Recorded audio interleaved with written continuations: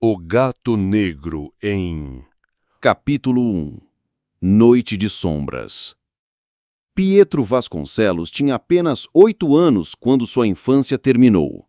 Seu pai, agente Renato Vasconcelos, trabalhava na Agência Brasileira de Inteligência. Homem íntegro, mas ausente, sempre escondia os detalhes de suas missões. Pietro só sabia que o pai lidava com gente perigosa. Numa noite chuvosa, Renato entrou em seu carro, cansado após dias de trabalho. Não percebeu o veículo que o seguia. 2 disparos abafados encerraram sua vida em segundos. Para a imprensa, parecia mais um crime comum. Mas Helena, esposa de Renato, sabia que havia algo maior por trás. Helena Vasconcelos era investigadora da Polícia Federal. Corajosa, determinada. Não se conformou. Prometeu a si mesma e ao filho que encontraria respostas. Naquela mesma noite, ao colocar Pietro para dormir, disse: Vai ficar tudo bem, meu amor. A mamãe vai resolver isso. E o papai? Perguntou Pietro com os olhos marejados. Helena respirou fundo, tentando sorrir. O papai sempre estará com você. Agora dorme, meu anjo. Foi a última vez que Pietro ouviu a voz dela. Poucas horas depois, Helena foi surpreendida em casa. Homens armados invadiram a residência. Pietro acordou com os gritos, escondeu-se atrás da porta do quarto, mas viu quando sua mãe tentou resistir. E caiu, alvejada. Mãe! O garoto gritou, mas a voz saiu fraca, sufocada pelo medo. Um dos homens ouviu o som e virou a cabeça em direção ao quarto. Outro segurou seu braço. Deixa! O moleque vai aprender que é melhor ficar calado. Eles se foram, deixando a casa mergulhada em silêncio. Pietro nunca esqueceu o sangue, o cheiro da pólvora, o vazio. No dia seguinte, Coronel Arthur Montenegro, melhor amigo de Renato e seu antigo companheiro na ABIN, apareceu. Arthur era um homem de postura firme, mas não era insensível. Quando encontrou Pietro, não disse nada, apenas o abraçou. E foi esse abraço silencioso que salvou o menino de desmoronar. No carro, a caminho da nova casa, Pietro sussurrou: Eles mataram minha mãe. Eu vi. Arthur segurou firme o volante. Eu sei, garoto. Eu sei. Por que eles fizeram isso? O coronel respirou fundo, escolhendo cada palavra. Nem sempre a gente encontra todas as respostas. Mas eu prometo que você nunca mais vai ficar sozinho. Arturo assumiu a guarda de Pietro. Levou-o para sua casa, tratou-o como filho, não substituiu os pais, mas também não deixou que o garoto fosse engolido pelo medo. À noite, quando Pietro tinha dificuldade de dormir, Arthur deixava uma luz acesa e dizia: A escuridão não é sua inimiga, garoto. Aprenda a olhar para ela sem tremer. E se eu tiver medo? Pietro perguntava, encolhido na cama. Arthur sorria de leve e respondia: Então eu vou estar aqui, até o medo cansar de te incomodar. Nunca o empurrou para ser forte, apenas ofereceu presença, um equilíbrio de disciplina e afeto. Naquele momento, Pietro não fazia ideia do futuro que o esperava, mas o destino já estava em movimento e o primeiro passo havia sido dado naquela noite de tragédia.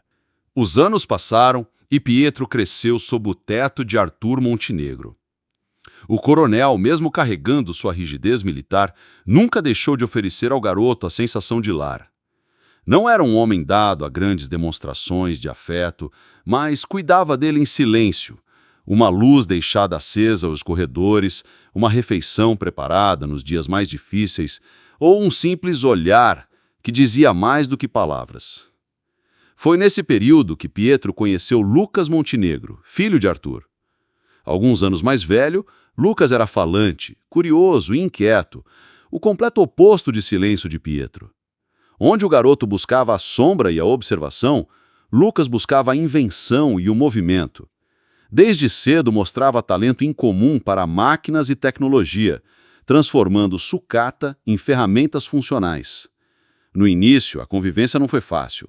Pietro, retraído, ainda carregava em si o peso da tragédia, enquanto Lucas parecia não saber medir as palavras. Mas, pouco a pouco, essa diferença os uniu. Lucas foi arrancando sorrisos de Pietro e Pietro trouxe equilíbrio ao temperamento explosivo de Lucas. Tornaram-se irmãos de verdade, não pelo sangue, mas pela convivência. Arthur, do seu jeito, assistia àquela ligação nascer. Muitas vezes repreendia Lucas por ser inconveniente ou impaciente com Pietro, mas, no fundo, sabia que os dois se completavam. Lucas oferecia a Pietro a energia que lhe faltava, enquanto Pietro dava a calma que ele nunca soube cultivar. Assim, os três formaram um pequeno núcleo improvável. Arthur, o homem marcado por cicatrizes de guerras e memórias que preferia não revisitar. Lucas, a chama da curiosidade que parecia nunca se apagar. E Pietro, a sombra silenciosa que aprendia a caminhar entre a dor e a esperança. Ainda assim, nas noites mais silenciosas, Pietro se lembrava da voz dos pais. Eram ecos que não desapareciam, lembranças que voltavam em sonhos interrompidos. E quando a escuridão se tornava insuportável, era Arthur quem aparecia. Sentava-se ao seu lado em silêncio e permanecia ali até o garoto adormecer novamente. Aos poucos, aquele lar improvisado transformou a tragédia em resiliência. Pietro não sabia ainda, mas os laços criados ali seriam a base do que ele se tornaria no futuro, tanto na luz quanto nas sombras. O tempo correu e Pietro, já adolescente, descobriu uma força que não sabia ter. O garoto tímido começava a se transformar, não em alguém extrovertido ou confiante, mas em alguém determinado. Ele buscava desafios sozinho, escalava muros, prédios abandonados, estruturas altas, como se o perigo fosse um refúgio. Cada vez que alcançava o topo, sentia que podia controlar o vazio que sempre o acompanhara. Certa tarde, quando retornou para casa coberto de poeira e arranhões, Arthur o esperava na sala. Você acha que não percebo?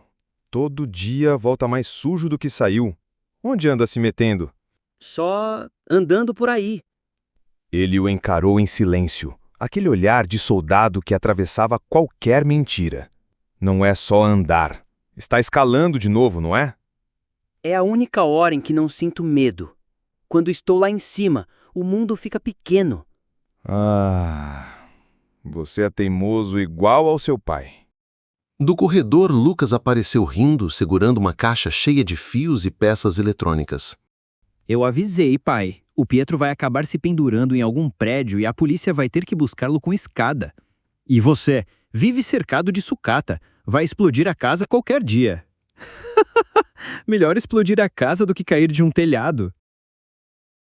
Arthur balançou a cabeça, resmungando algo sobre ter 2 filhos que não lhe davam sossego. Pouco tempo depois, Pietro se inscreveu em aulas de artes marciais. Não contou ao tio, pelo menos não de imediato. Queria aprender a lutar, mas também queria testar até onde poderia ir. Após algumas semanas, Arthur acabou descobrindo. Então, além de escalar prédios, agora está levando soco na cara por diversão. Não é diversão. É controle. Se eu não aprender a controlar a dor, ela me controla. Pietro não conseguiu decifrar se era aprovação ou preocupação. Nessas idas e vindas, Pietro foi se formando. Já não era mais o garoto que se escondia do escuro. Aos 17 anos, conseguia atravessar prédios inteiros pelas sombras sem ser notado. Tinha agilidade, força e disciplina. Lucas, por sua vez, acompanhava de perto. Muitas vezes ajudava Pietro sem perceber aonde aquilo levaria.